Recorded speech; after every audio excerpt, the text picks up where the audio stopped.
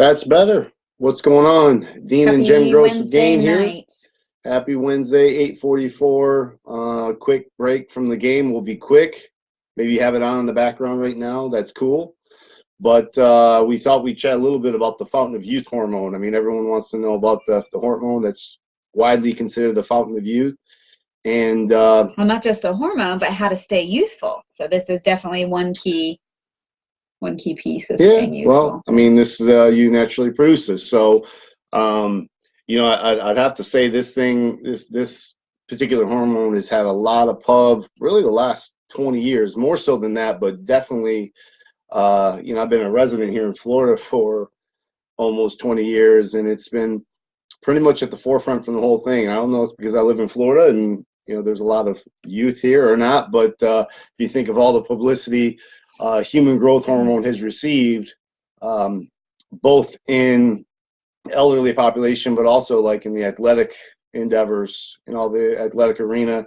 I think of the last 20 years, the prevalence in baseball, in football specifically, and everyone talking about Hey, Tammy. Hey, Bill. Hey, Amy. What's going on? What's going on, guys? HGH is this great healing property, this great thing for lean muscle mass and recovery and fat burning, all these things. So we thought, hey, first day of vacation. Woo-hoo! oh yeah, sweet. Yes.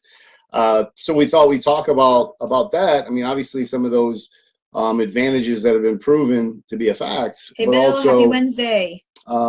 But also, how you could naturally up your levels, because here's the reality of it, because we are an older population, this is a hormone that does decrease with age. Yes. And so when you think of the fact of as you get older, unfortunately, your fat burning capabilities decrease a little bit and you start holding more fat, especially deposits in the abdominal area. Your skin thins out. Mm-hmm. You do start to lose some lean muscle mass. It's harder to retain that. Sometimes some mental acuity. Hey, Marianne. Hi, Diane. And clarity decreases. And then sometimes sleep patterns, you have more problems. And so these are all things that HGH has been proven to help with. It's a fat burning, skin thickens. So that's where you get that youthful glow when people start saying, hey, their skin looks better and healthier and their hair looks better. They were able to maintain some lean muscle mass. They start feeling a little bit more acute and have mental clarity. And that's kind of chicken and egg with better sleep. Obviously, yes. That comes with it. So those are all great benefits. And so today you'll see a lot of options. There's youth clinics all over the place where yes. You can get some treatments. There's different supplements that promote, increasing your natural production. There's even an MLM out there today that's promoting a gel that has somatropin in it. It's the first time ever, I think, that the actual hormone. What in it? I didn't even get that, so I don't think they did. Somatropin is a name for HGH. So this is the first supplement that actually has the hormone in a gel format. And so there's a number of different modalities, but the question comes up because we talk a lot about foods, and that being your medicine of how can you naturally increase your production as you age, because it's going to diminish. And so yes. We thought we'd share a few examples of how you could naturally improve your production, specifically some foods you can consume that are going to help, and take it from there. Yeah, and all of which are very healthy for you, regardless of whether or not you just want to increase your levels of HGH. All these things we're going to talk about are very healthy to incorporate into your everyday life, and sleep is one of them. So healthy sleep cycle, healthful sleep patterns are very important, because it's during those first couple hours of sleep, of good sleep, and some may call that REM sleep, that you're really producing the highest levels of HGH, and that increases, or that will continue to happen throughout your sleep process. But in those first couple hours of your quality sleep cycle, you're going to really, really get a big boost there. Anything else that you want to? Yeah, well, sleep really is the foundation. When you think of growth hormone and growth hormone release, everything you're going to hear and talk about is kind of the foundation is proper sleep. Yeah. And so even when we get into the foods, it's going to focus on getting proper sleep.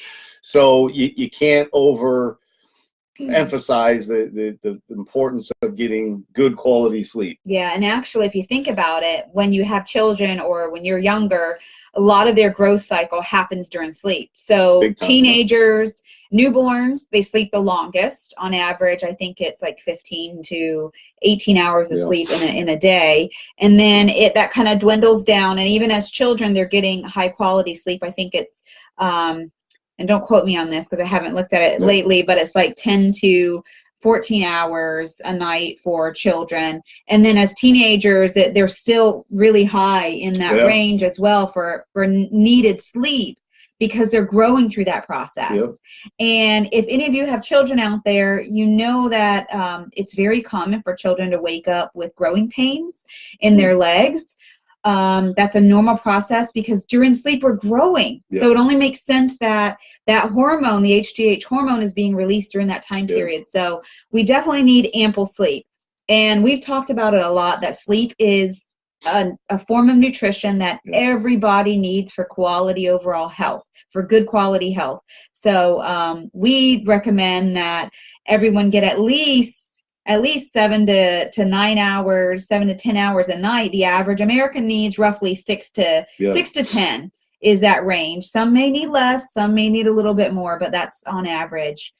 So definitely shoot for that 8-hour mark, but some people might need a little bit less, some people a little bit more. Exercise is another key area in which you're going to help boost that HGH levels in our body. And we talk about, we promote physical activity with everyone. We need it for our overall health. It's definitely important in our HGH production. Yeah, I mean, moderate to really pretty intense exercise has always been known to stimulate release. And again, you have to get proper rest when doing that afterwards. So, you know, you're going to see that exercise at moderate to intense levels is always going to be kind of a panacea for everything. And so obviously that's always should be part of your regimen. And people that today tend to have better levels are very active, whereas the people that aren't as active tend to have decreasing levels. So another thing, and we've mentioned it intermittently, no pun intended, is intermittent fasting. And so you know, when you intermittent fast, meaning you're not eating for a minimum of 16 hours, usually the common thread is not eating for 16 and having a feeding window of 8 hours. You can up that to 18 and 6, but there's different scenarios of time where, but the best that they found is a minimum if you're not eating for 16 hours. When you're not doing that and you're not getting macros during this time, specifically fats and carbs, your body will release growth hormone. So that's also why intermittent fasting is such a phenomenal way of burning body fat. Because you're naturally plugged in and turned on that fat melting machine, which is growth hormone release. And so then you're burning more, and then you're exercising, and then you eat within your window.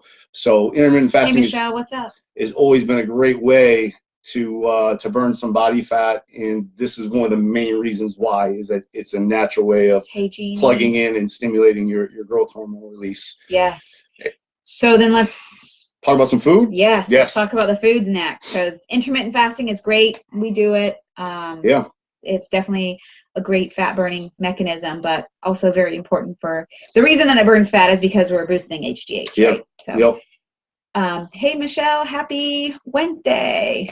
So foods. And the foods we're going to talk about, the reason that we're pushing these foods, or the reason that these foods are great for HGH, is because they have high levels of melatonin. So they're going to help lead to good quality sleep. They're also highly rich in antioxidants.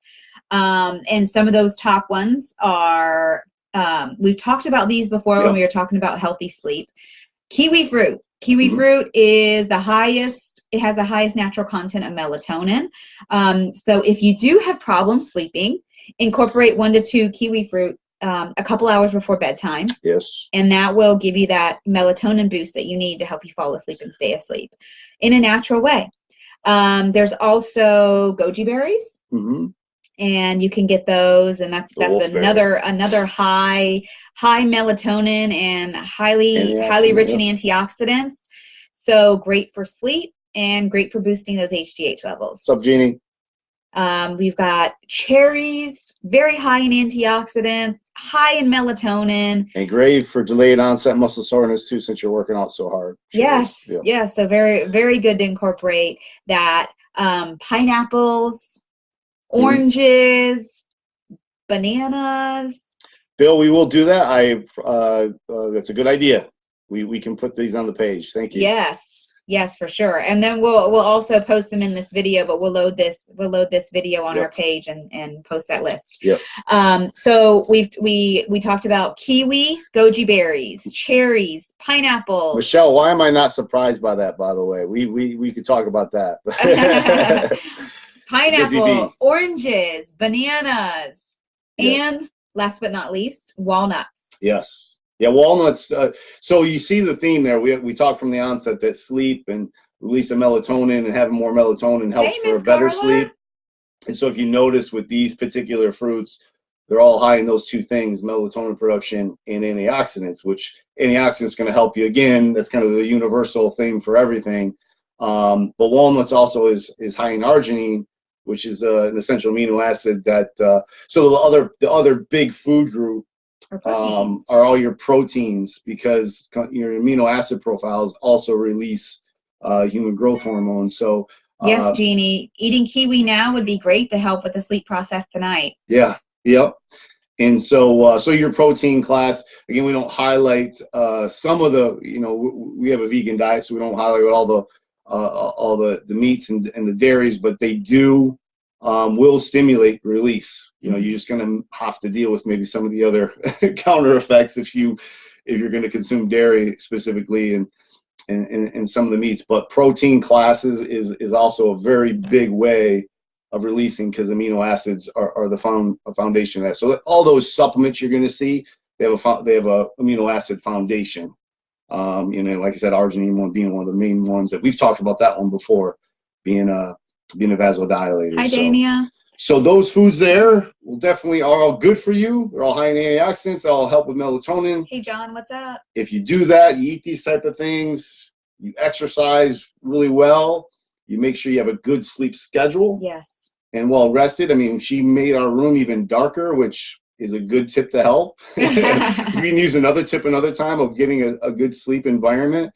But those type of things can naturally boost your human growth hormone release. Obviously, if you have to look at those other modalities, by all means, you can investigate that. So maybe between you and your physician and your lifestyle. But these are some natural ways in the foods that will help get you on the path to the fountain of youth, so you can enjoy great destinations like beautiful Florida. Yes, we love natural remedies, and if you can do that by simple, easy steps that do nothing but promote overall wellness and overall health, why not, right?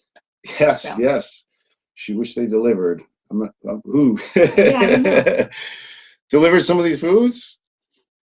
There is a grocery store delivery. I forget what it's called, but they do it for Publix now. So with that, we can let you guys get to the game, because I'm sure you're all watching it. But please like and share this with your friends.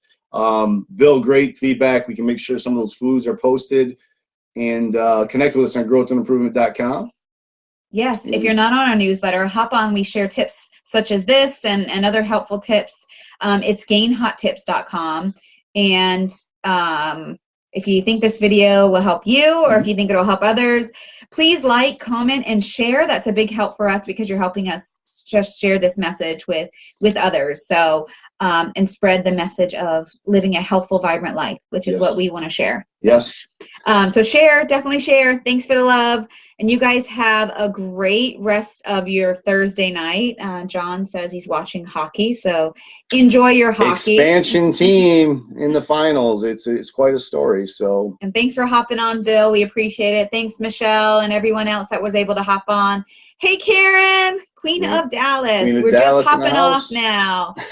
But you can catch it on the replay. We were talking about HGH, natural ways to boost your HGH level. So good stuff. All right, guys. We'll see you. Bye, guys. Have a great evening.